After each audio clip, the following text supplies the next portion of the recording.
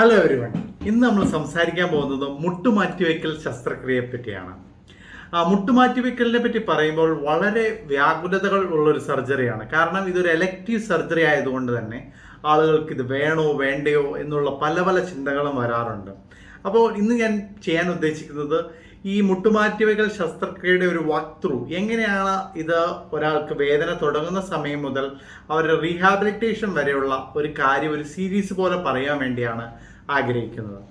അപ്പോൾ മുട്ടുമാറ്റിവെക്കൽ ശസ്ത്രക്രിയ എന്ന് പറഞ്ഞു കഴിഞ്ഞാൽ നമ്മുടെ മുട്ടിൻ്റെ ഭാഗങ്ങൾ മെറ്റലുമായി റീപ്ലേസ് ചെയ്യുന്ന ഒരു സർജറിയാണ്.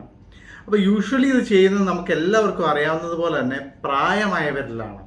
അപ്പോൾ പ്രായമായവരിലേക്ക് വരുന്ന ഒരു ഡീജനറേറ്റീവ് ഡിസീസാണ് ഓസ്റ്റിയോആർത്രൈറ്റിസ്.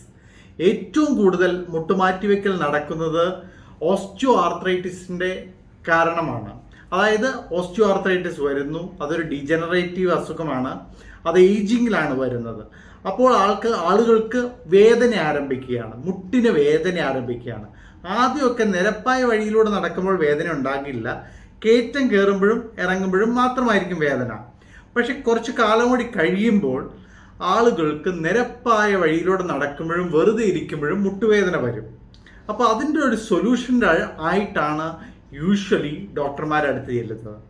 അപ്പോൾ ആദ്യം ഡോക്ടർമാർ ഒരു ഫിസിയോതെറാപ്പി ഒക്കെ ഒന്ന് സജസ്റ്റ് ചെയ്ത് നോക്കും. അതിലൊന്നും വലിയ ഇമ്പ്രൂവ്മെൻ്റ് ഇല്ലെങ്കിൽ പിന്നീട് ഒരു ഓർത്തോ ഡോക്ടറെ കാണേണ്ടതായിട്ട് വരും. അങ്ങനെ ഒരു ഓർത്തോ ഡോക്ടറെ കാണുമ്പോൾ ആദ്യം അദ്ദേഹം ചോദിക്കും, നിങ്ങളുടെ നിത്യജീവിതത്തെ ഇത് ബാധിക്കുന്നുണ്ടോ എന്നുള്ളതാണ് ആദ്യ ചോദ്യം. അപ്പോൾ ആരിലാണ് മുട്ട് മാറ്റിവെക്കൽ ശസ്ത്രക്രിയ ചെയ്യേണ്ടത് എന്ന് ചോദിച്ചാൽ അതിന് ഏറ്റവും പ്രധാനപ്പെട്ട കാരണം വേദനയാണ്. പിന്നെ മാത്രമേ ബാക്കിയുള്ള കാര്യങ്ങൾ വരികയുള്ളൂ. അതായത് കാലിച്ചിരി വളഞ്ഞിരിക്കുന്ന പോലെ തോന്നുന്നു, അങ്ങനെയുള്ള കാര്യങ്ങളെല്ലാം വരുന്നത് രണ്ടാമതായി മാത്രമാണ്. അപ്പോൾ വേദന സഹിക്കാൻ പറ്റാത്ത, നമ്മുടെ നിത്യജീവിതത്തെ ബാധിക്കുന്ന രീതിയിലുള്ള വേദനയുള്ളവരാണ് മുട്ടുമാറ്റിവെക്കൽ ശസ്ത്രക്രിയ നടത്തേണ്ടത്. അത് മനസ്സിലായി കഴിഞ്ഞല്ലോ. ഇനി നമ്മൾ തീരുമാനിക്കുകയാണ് എങ്ങനെയാണ് എക്സ്റേ വെച്ച് നമുക്ക് ഈ മുട്ട് മാറ്റിവെക്കേണ്ടതാണോ എന്ന് തീരുമാനിക്കുന്നത്. അപ്പോൾ ഡോക്ടർ സജസ്റ്റ് ചെയ്യും നിന്നുകൊണ്ടുള്ള, നമ്മുടെ വെയിറ്റ് ബെയർ ചെയ്തുകൊണ്ടുള്ള എക്സ്റേ. അതിന് പറയും എക്സ്റേ നീ എപ്പിലാറ്ററൽ ഓൺ സ്റ്റാൻഡിങ് പൊസിഷൻ. അത് നമ്മൾ എടുത്തു നോക്കുക. അപ്പോൾ നമുക്ക് അതിൻ്റെ തോത് അറിയാൻ പറ്റും. അതിന് ഗ്രേഡ് 1, 2, 3, 4 എന്ന 4 ഗ്രേഡുകളുണ്ട്. അത് വെച്ചിട്ടാണ് നമ്മൾ മുട്ടുമാറ്റിവെക്കലിലേക്ക് പിന്നെ പോകുന്നത്. അപ്പോൾ ഇത്രയും കാര്യങ്ങൾ ചെയ്തു നമ്മൾ തീരുമാനിക്കുകയാണ്, ഓക്കെ ഈ മുട്ട് മാറ്റിവെക്കാം എന്ന് തീരുമാനിച്ചു. ഇനി എന്താണ് ചെയ്യേണ്ടത്? അപ്പോൾ കുറച്ച് പ്രായമായവരിലായിരിക്കുമല്ലോ ഈ മുട്ട് മാറ്റിവെക്കൽ നടത്തേണ്ടതായിട്ട് വരുന്നത്. അപ്പോൾ അവർക്ക് കാർഡിയോളജി ചെക്കപ്പ് വേണോ, അല്ലെങ്കിൽ വേറെ എന്തെങ്കിലും അസുഖമുണ്ട്, തൈറോയ്ഡ് സംബന്ധമായിട്ടുള്ള എന്തെങ്കിലും പ്രയാസങ്ങളുണ്ടോ, അതിൻ്റെ എല്ലാം ഫിറ്റ്നസ് എടുക്കേണ്ടതായിട്ടുണ്ട്. അതിനുശേഷം നമ്മൾ മുട്ട് മാറ്റിവെക്കലിലേക്ക് കടന്നു പോവുക. ഇനി അന്നത്തെ ദിവസം എന്തൊക്കെയാണ് സംഭവിക്കുന്നത് എന്ന് നമുക്ക് നോക്കാം. അപ്പോൾ യൂഷ്വലി പേഷ്യൻ്റ് തലേദിവസം വന്ന് അഡ്മിറ്റ് ആകും. അതിനുശേഷമുള്ള അനസ്തീഷ്യ ഡോക്ടർ വന്ന് കാണും. എന്നിട്ട് ഏത് അനസ്തീഷ്യയാണ് കൊടുക്കേണ്ടത് എന്ന് തീരുമാനിക്കും. 90% പേഷ്യൻറ്റിൽ അല്ലെങ്കിൽ അതിൽ കൂടുതൽ ശതമാനം പേഷ്യൻസിലും സ്പൈനൽ അനസ്തീഷ്യയുടെ സഹായത്തോടുകൂടിയാണ് ഈ ഓപ്പറേഷൻ നിർവഹിക്കുന്നത്. അപ്പോൾ ചിലവരിൽ മാത്രം 2 മുട്ടും ഒന്നിച്ചു മാറ്റിവെക്കും, ചിലരിൽ ഒരു മുട്ട് മാറ്റിവെക്കും, പിന്നീട് അടുത്ത മുട്ടും മാറ്റിവെക്കും. അങ്ങനെ 2 രീതിയിലും ചെയ്യാറുണ്ട്. അപ്പോൾ അന്ന് രാവിലെ എന്ന് പറഞ്ഞാൽ ഫാസ്റ്റിങ്ങിലായിരിക്കും പേഷ്യൻ്റ്. ഇപ്പോൾ 8 മണിക്ക് ഓപ്പറേഷൻ ആണെങ്കിൽ തലേ ദിവസം രാത്രി 12 മണി തൊട്ട് പേഷ്യൻ്റ് ആഹാരമൊന്നും കഴിച്ചിട്ടുണ്ടാകില്ല. അപ്പോൾ ഫാസ്റ്റിങ്ങിലായിരിക്കും ഈ ഓപ്പറേഷൻ ചെയ്യുന്നത്. അപ്പോൾ സർജറിക്ക് ഒരു 1-2 മണിക്കൂർ മുമ്പ് ഓപ്പറേഷൻ തിയേറ്ററിലേക്ക് ആ പേഷ്യൻറ്റിനെ കൊണ്ടുപോകുന്നതാണ്. അതിനുശേഷം പ്രീ ഓപ്പറേറ്റീവ് റൂമിൽ കുറച്ച് നേരം കിടത്തും. പേഷ്യൻ്റ് റിലാക്സ് എല്ലാം അതിനുശേഷം ഓപ്പറേഷൻ റൂമിലേക്ക് കൊണ്ടുപോകും. അവിടെ ചെന്നതിന് ശേഷം ചെരിച്ച് കിടത്തിക്കൊണ്ട് സ്പൈനൽ അനസ്തീഷ്യ കൊടുക്കുകയാണ് പൊതുവേ നടക്കുന്നത്. ഇപ്പം ജനറൽ അനസ്തീഷ്യ നടക്കുകയാണെങ്കിൽ നേരെ കിടന്നുകൊണ്ട് തന്നെ അനസ്തീഷ്യ കൊടുക്കും.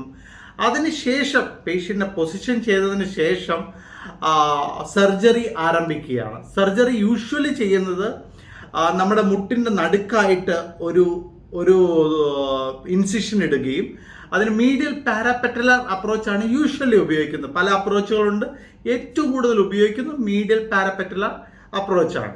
അതിനുശേഷം ഇപ്പം എളുപ്പമായിട്ടുള്ള രീതിയിൽ ടെക്നിക്കൽസിലേക്ക് ഞാൻ പോകുന്നില്ല. ടിബിയ എന്ന് പറയുന്ന എല്ലിൻ്റെ അറ്റവും മുറിക്കും, അതുപോലെ ഫീമർ എന്നുള്ള എല്ലിൻ്റെ അറ്റവും മുറിക്കും. അതിനുശേഷം ഈ 2 ഭാഗവും മെറ്റലായി റീപ്ലേസ് ചെയ്യും. എന്നിട്ട് അതിൻ്റെ ഇടയ്ക്ക് ഒരു പോളിയെത്തിലിൻ ഇൻസേർട്ട് ഇടുകയാണ്. അതിനുശേഷം ഈ മുറിച്ചിട്ടുള്ള ഭാഗങ്ങളെല്ലാം തുന്നിപ്പിടിപ്പിക്കുകയാണ് അതിനുശേഷം ചെയ്യുന്നത്. അപ്പോൾ ഇതോടുകൂടി നമ്മുടെ സർജറി അവസാനിച്ചു.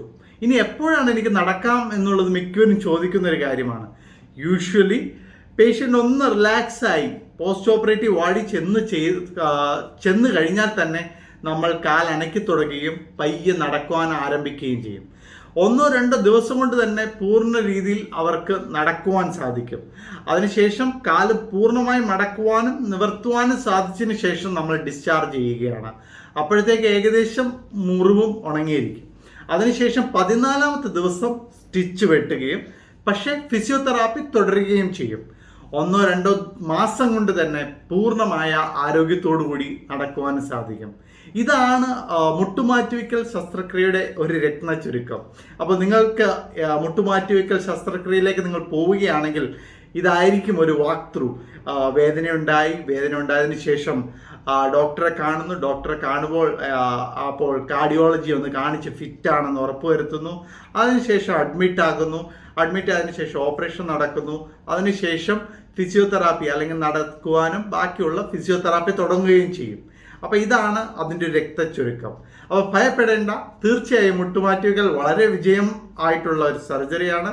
ധൈര്യമായി മുന്നോട്ട് പോകാം. താങ്ക്